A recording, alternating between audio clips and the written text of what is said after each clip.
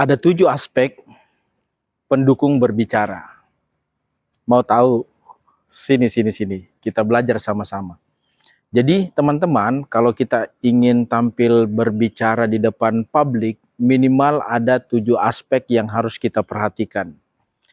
Yang pertama, tentu suara, vokal kita. Vokal ini harus kita latih ya teman-teman.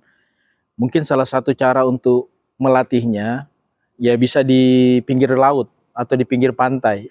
Kenapa bisa coach? Ya kita dengan teriak, melatih suara kita agar terbiasa.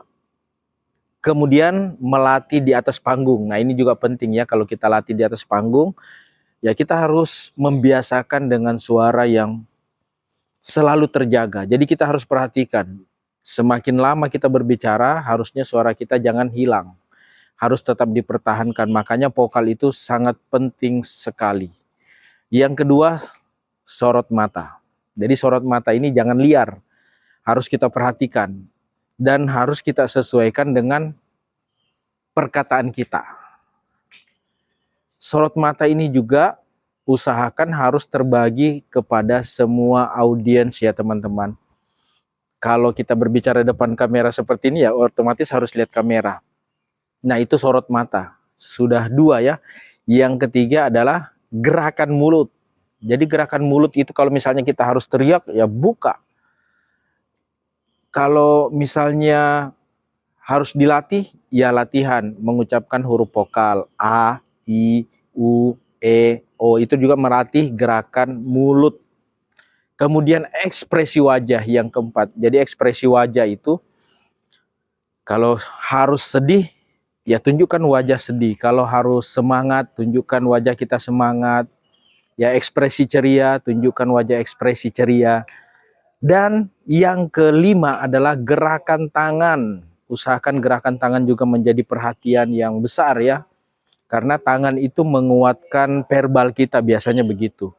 Kalau semangat harus dikepalkan, kalau berapi-api diangkat tangannya dan lain sebagainya. Yang keenam yaitu gerakan kaki. Nah, gerakan kaki juga penting diperhatikan. Kita juga perlu perhatikan saat melangkah ya.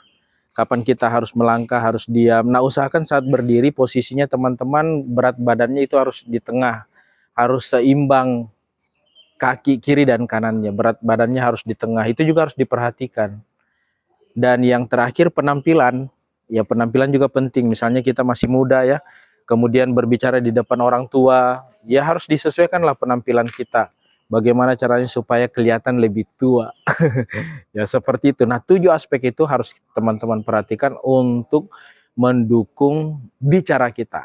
Yang pertama vokal, sorot mata, gerakan mulut, ekspresi wajah, gerakan tangan, gerakan kaki, dan penampilan. Semoga kita bisa terus latih supaya kita semakin berani bicara dan semakin berkesan ketika tampil. Salam kita pada salama.